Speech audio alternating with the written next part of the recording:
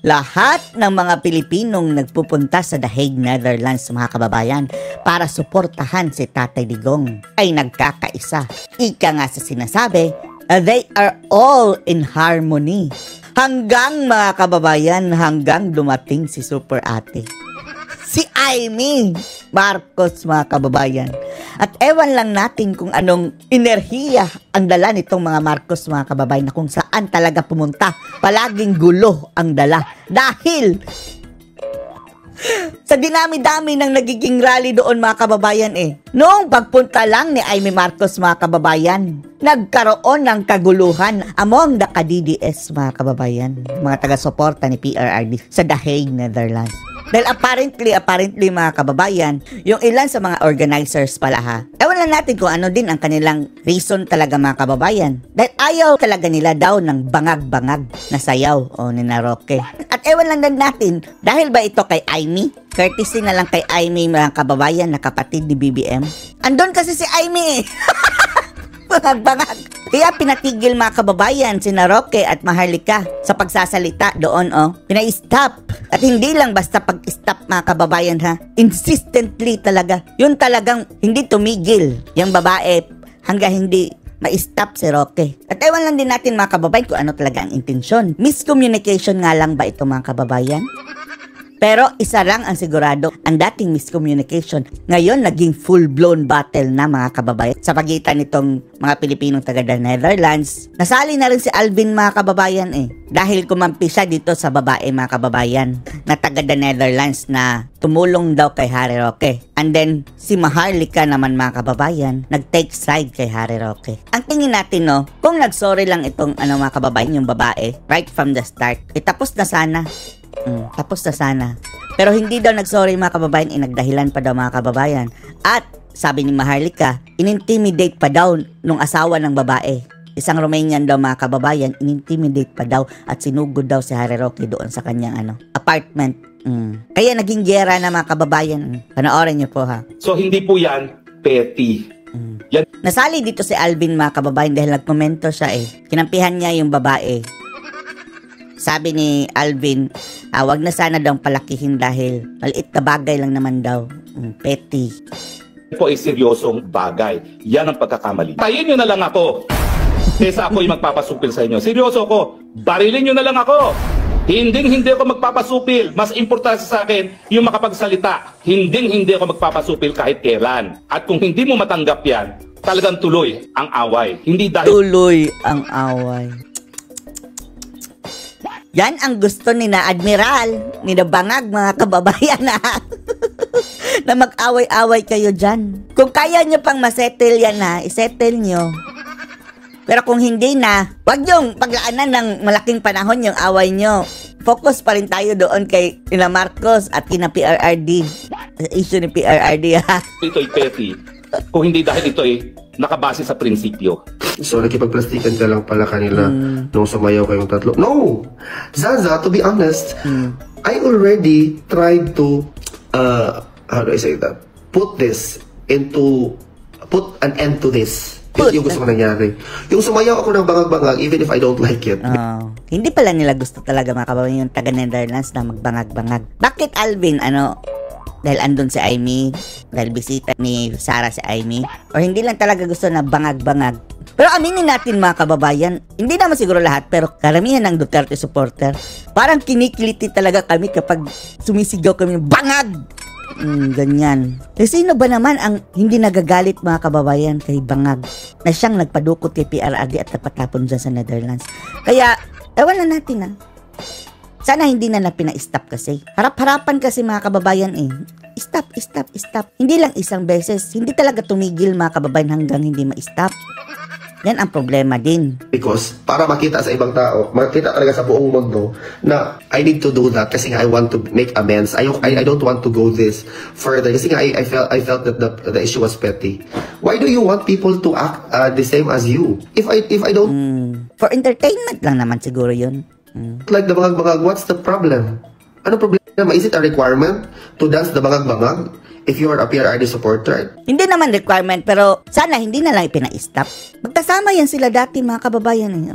Sina Alvin sila yung unang-una doong mga personalities sa the Netherlands, mga kababayan. Ngayon, nag-aaway na. Sa tingin natin, miscommunications ito nagsimula, mga kababayan eh. Guys, my goodness, like, I don't understand that.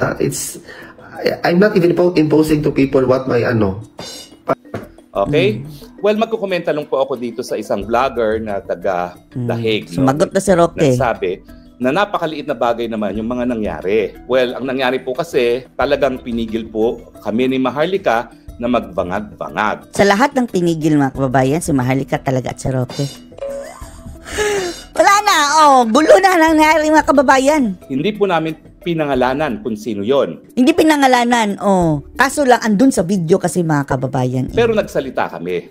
Kasi nga ang mensahe namin, kami ni Maharlika, parehong gusto nang ikulong ng Marcos Jr. administration dahil nga sa aming mga pananalita. Gusto nila kaming patahimikin. At ako naman, matagal na ako nagturo ng batas, matagal na akong nagsusuro ng karapatang pantao. Ako po, talagang sa mulat-mula at tignan nyo po ang aking track record. Pinanindigan ko po ang karapatan ng malayang pananalita.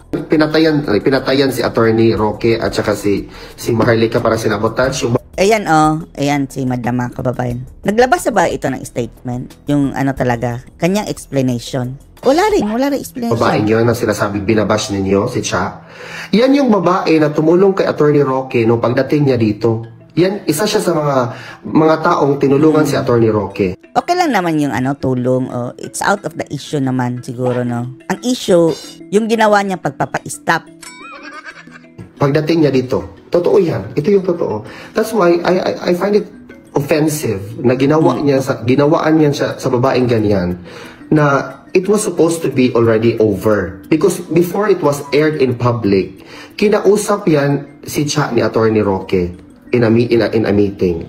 And then doon, gikasama na siya dito. Pinagalitan daw, mga kababayan. Ganito, because this is reality. Yan, stop! Para wag natin i-put into somebody's effort. We are just mere volunteers, honestly. Parang dismayado pa siya, mga kababayan, na hindi ma-stop si Roque, Bakit? Bakit ganun? Oh my God. Ganun. Oh my God. Siya, giwasa-wasahan siya, istorya dito, ganito, ganyan. Tapos, i-public pa. Can you imagine the effect of that sa family? Anong bayhana? Kung nagsorry na lang kasi, right from the start, nagbigay ng statement, hindi ganyan ang gusto namin ibig sabihin, sir, next time, hindi ka na namin ipapa-stop. Tapos na sana, mga kababayan. Na-shock na lang ako na, mayroon na palang ganito, ganyan. Ano bang issue ganito? Because at ngayon, mga kababayan, nanganak ang problema. Dahil sa statement na ito ni Alvin, pumalag na din si Maharlika. Chipmunk, aminin mo kung sino ang... Si Alvin, tinira na ni Maharlika si Alvin, mga kababayan. Na-offend na din sila Full-blown battle na, mga kababayan. Galing sa miscommunication. May utos sa'yo. Ganito Chipmunk pa ang tawag ni Maharlika kay Alvin. po kasi mga kababayan ang katotohanan dyan. May mga nagsisend kasi sa akin ng mga clips. Actually, wala akong time panoorin. At yung mga mahabang litanya. Pero may gusto lang akong liwanagin. Okay, ito po ang totoong storya. So, nung dumating ako sa Dahig, first, the next day, ay pumunta yan si Chipmunk sa bahay ni Spokes. Kasi si Spokes, Harry Roque, Alvin yung tinatawag ng Chipmunk, mga kababayan. kasi ina-advisean ko nga, nainis Alvin and the Chipmunks. Akala natin yung boses. Sabi natin, hindi naman boses Chipmunks si Alvin. Alvin and the Chipmunks wala. nga ako. Dahil sobrang bait siya sa mga tao, sa mga kababayan, very open, lahat ini-entertain niya. Kami na nga nagsasabi, Spokes, dapat hindi ka nag-entertain ng mga tao dito basta-basta sa bahay mo. Kasi hindi natin alam, gusto kang gurgurin ng mga bangag, 'di ba? Gusto kang dukutin. Pumunta ako dito to show support sa mga Duterte at kay Spokes Harry Roque dahil nakita ko itong taong ito na kinakantin ninyo na hindi niya deserve yung ginagawa ninyong pambababoy, pangbabastos. Ang sabi ko kay spokesperson ka ni PRRD. Former congressman ka. Matalino kang abogado, hindi ka dapat nagpapaapekto or hindi naman siya naapektuhan actually. Nagpapatol dito sa mga newbie na akala mo pag-aari nila ang dahig. Newbie. Hindi rin natin masisisi si Roque talaga mga kababayan ha. Siguro, ma-offend ka naman siguro. Dahil dati siyang spokesperson ni PRRD mga kababayan. Malaki na ang na-invest niya na dito sa laban. Ipapakulong na nga siya tapos doon mga kababayan. Habang nagsasalita, ipapa-stop ka. Kabastusan mga kababayan yung ginawa talaga ng babae. Kayo, mga jutang ginemes kayo, okay? Ang jutang ginemes na word deserve ninyo. Yan po si Alvin Chipmunk, niloloko kayo. Basta yun mga kababayan, patuloy pa rin ang away nila ngayon ha. Sana nga lang hindi malihis ang ating ghost mga kababayan dito sa awayan ng mga personalities doon sa Dahig Netherlands. Nag-umpisa lahat ito mga kababayan nung pumunta si Amy. Ibang kamandag talaga ng mga Marcos mga kababayan. Yung maitim na enerhiya. Ngayon, nag-away-away na sila. Anong masasabi niyo dito? Post your comments below.